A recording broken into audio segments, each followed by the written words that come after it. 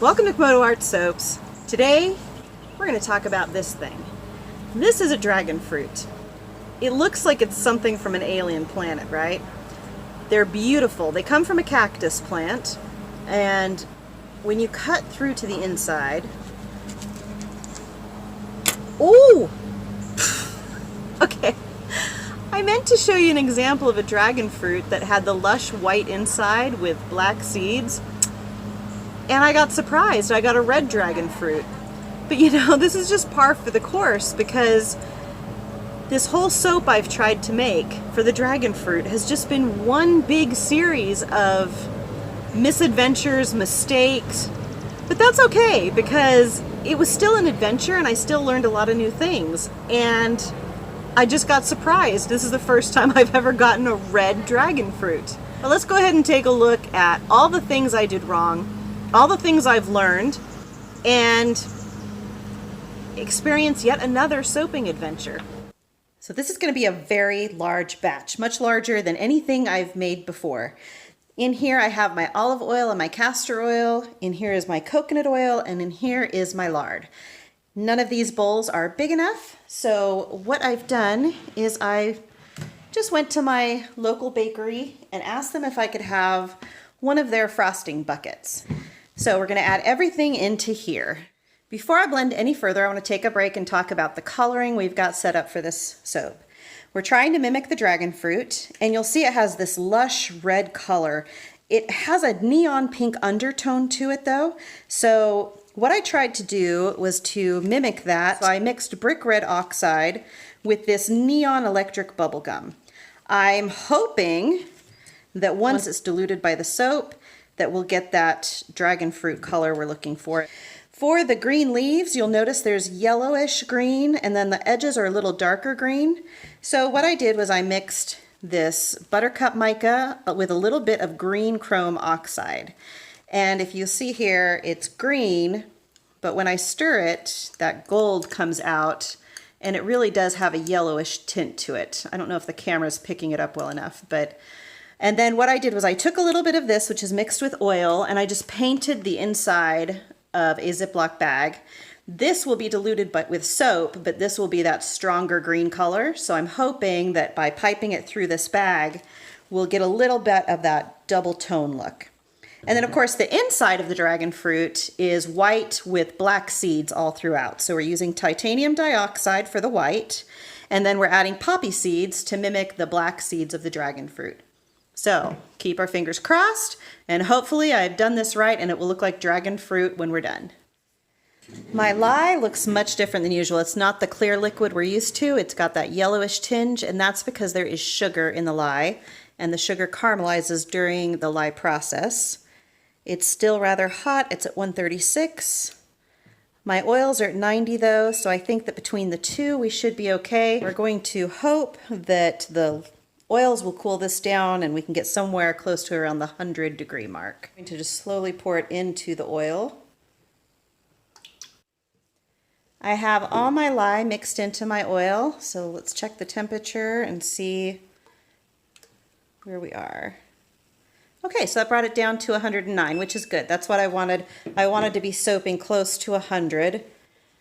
So we'll take our stick blender and start blending. All right, I think I've reached a good emulsion. It's definitely not a trace, but I'm not seeing any oil slicks on top. So I'm just gonna give it a quick blend, a stir, and then separate it for our colors.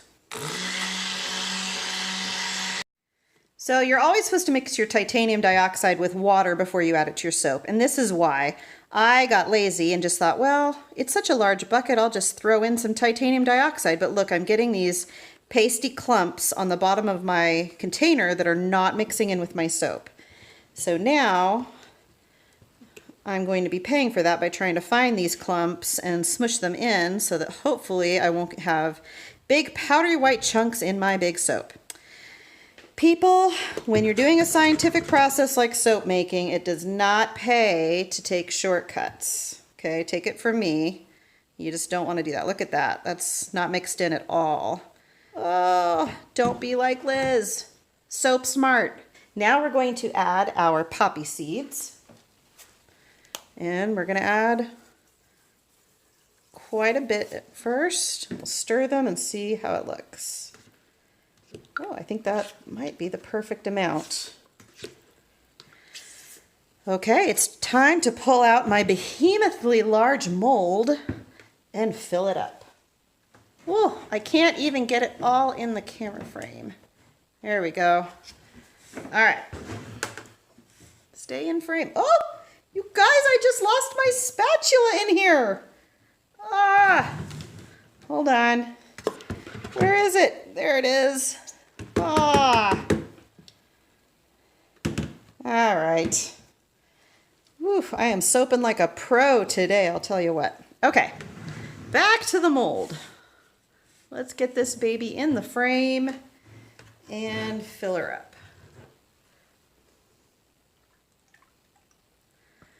Oh, you know what, guys? Look, I don't know if you can see this, but I am seeing little bits of oil here.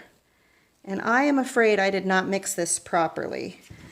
So I'm wondering, do I make a huge mess and pour it back in the tub and blend it, or do I dare stick blend it here in the mold?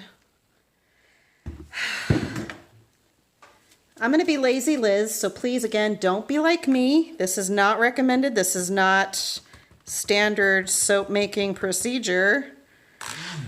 But only because this mold is so ginormous, I'm just going to stick blend it in the mold. The reason why it's important for it to be blended is if, again, if you don't have enough oil mixed in with your lye can become lye pockets, lye heavy, or you'll just have chunks of oil in your soap, and I just really don't want that. So we're going to do this a little bit more. Woo. Oh, you guys, look how many mistakes I'm making.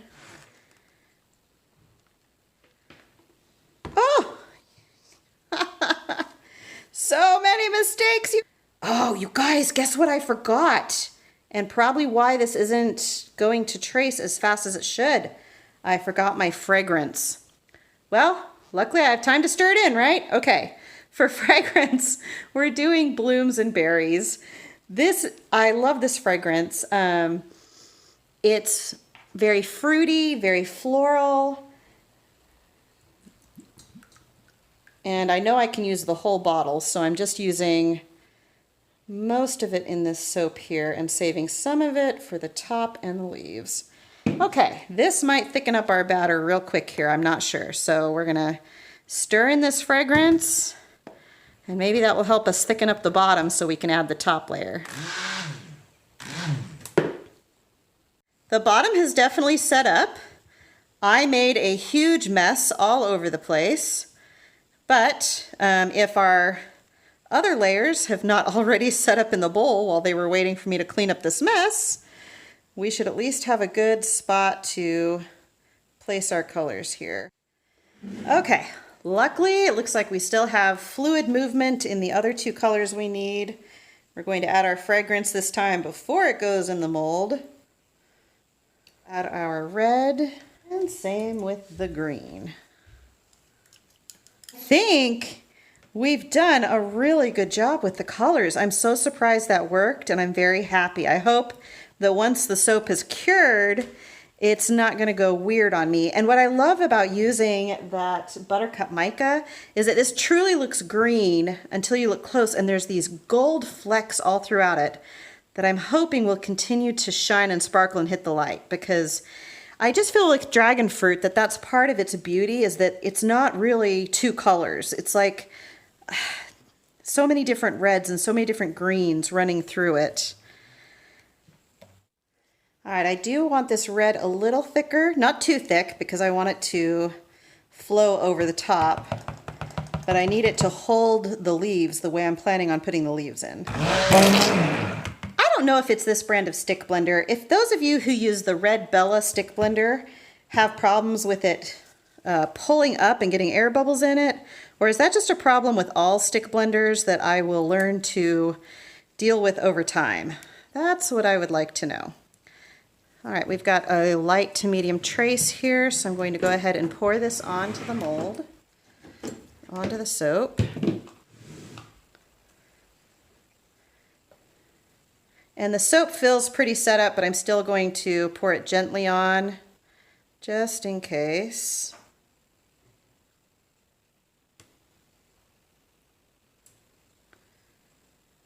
I think our soap is ready. As you can see, it's holding its shape fairly well, and that's what we want, is for it to hold its shape, but also be soft enough to pipe. So I did add a little bit of yellow oxide because I didn't think it looked yellow enough. I might regret that because now it looks kind of like a poopy mustard green instead of that kind of gold green we had going on. But that's okay. Hopefully that green swirl on the tips will help it a little bit. We'll see. It's all one big experiment. But yeah, right now this is looking like a baby poop. Now my goal with this is to try to make it look like the green is growing out of the red. So if you look at the dragon fruit, it looks like the leaves are part of the red, like it goes from red into the green. So my hope is to stick the bag inside the red soap, which is just still pliable enough, it might work, and see if we can insert the green and pull it forward. I want to have the leaves going this way so that hopefully each bar will get its own green leaf. So we are going to snip the tip of our bag here and see if we can insert it into the red. Oh, nope, not really. So let's try this. So this first one we'll just call our experiment leaf. Ugh, that is ugly. All right, let's maybe this isn't gonna work out the way I'd planned. Okay, I'm gonna open up a little section there.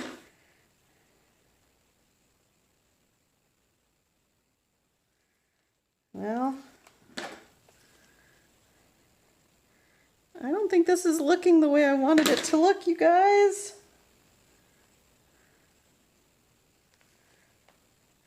Okay, those might look like something that they're not supposed to look like. All right, let's see if we can salvage this, people, because right now this looks like a very naughty, gross, either poop or highly inappropriate soap. I'm not sure if I can fix it, but we're gonna try. Please, guys, tell me that that's making it look more like a leaf and less like anything else. I've just been a little bit sick thinking about this. Not only do I not like the color, it's not that bad. I managed to fix, it doesn't look so bad, but I'm not happy with the color, but I also don't like the spacing on my leaves because I'd either have to cut very large, thick bars or it's just gonna look wonky. So I'm going to play around with the top a bit and see if we can fix it even more. Okay, I think I've adequately smushed this. We're just going to add a little mica drizzle through here just to zhuzh it up. We're just gonna run it down the middle.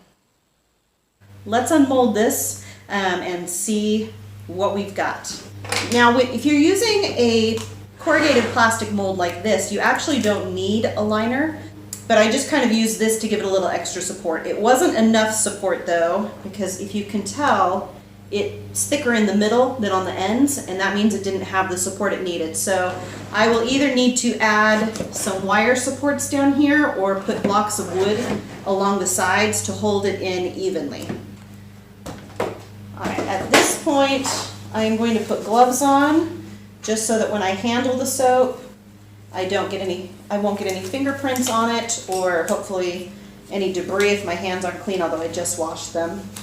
I'm also going to lay down a paper towel to set it on. All right, so here we go with the big unmold. Ooh, this is my first time using a loaf mold. I have happily been using slab molds of different kinds, whether I've used cavity molds, I've used slab molds, and This is my first time doing a loaf mold. So I've always wondered why people on videos would clean up the sides of their silicone mold that wasn't touching the soap. Because I thought, well, it's not on your soap, but as you're taking it off, they fleck off of the mold and touch the soap. So I now have, on top of my nice clean paper towel, I now have all these little specks of soap. So that's why the soapers who are much more experienced clean off the very edge of their silicone when they're making their soap. See, yep, I've got little white flecks all over my soap now. So let me turn this over. Whew. This has been by far the messiest soap I have ever made. I've had more problems with this soap than any of the other soaps, and I was afraid of that. It's just because it's so large, and when you're dealing with that quantity of soap batter, there's definitely more mistakes that can happen. I used to be confused when I started out making soap because I would watch videos like Royalty Soaps, and she would blend and blend and blend. It took her a long time, it seemed, to get her soap even just to emulsion. Meanwhile, I have my little tiny bowl of soap, and I'm blending and blending, and next thing I know I have pudding. And I kept wondering what I was doing wrong. And I've learned now I wasn't doing anything wrong, it's just that my soap, I just had a small batter of soap, so it didn't need to be blended as long. Okay. It always looks so easy on the videos to get these things out of here, but this is actually quite difficult. It's in there very, very tight. And I'm trying not to damage the soap. You know, I don't want to gouge it with fingerprints just because I'm pushing so hard to get it out. This is a beast. I was hoping for this very, see all those soap things that are flecking off? I was hoping for a very satisfying unmolding. I don't know how satisfying this is going to be. Oh, I totally damaged my corners. Okay, but the rest of it's coming off quite nicely. Oh, am I going to lose my other corners here? Let's see. Okay, I think those are okay. This is so messy, you guys. I spent all morning cleaning up my soap shop, well, my garage, but I spent all morning cleaning it from making this soap, and now I'm probably going to spend all afternoon cleaning it from unmolding this soap. So we're just going to have a spot to set it down. I know I'm being overly paranoid with all these paper towels, but I'm soaping in my garage, and as clean as I try to keep it, it's still a garage, and it still feels, you know, I don't know. I just want to make sure that my soap is clean. Okay, so I'm noticing some discoloration in my white. But that's quite pretty. So now we need to slice it, and I don't have one of those nice, fancy, professional big slicers. So I'm going to go get my miter box, and we're going to go see if we can cut this bad boy up and see how many bars we get. So the miter box did not work. I believe it's because the corrugated bottom was marring my soap, and it wasn't tall enough for my loaf. So I had to make a sacrificial slice to even out my loaf, and now we're using my quilter's mat to help me cut. It's giving me even slices, so that's good. I am getting a little drag from the colors above, so I tipped it on its side. Oh, see, even that green drizzle is just getting everywhere. Okay, so we're going to try slicing it now that it's on its side. Although even then you can see that my cut wasn't 100% straight. So having a loaf cutter would be very, very handy. This is one of the many reasons why I have been putting off trying to use a loaf mold, is because I didn't have a cutter for it. This drag is simply from the knife because I didn't clean it off. Look, that one's not bad. No drag marks. It looks nice and even. Okay. Little air bubble, but that's okay. Because these are large bars of soap. I have been soaping about this size. So you can almost get, it's almost about twice the size of the soaps I've been doing, so I could even possibly cut them in half.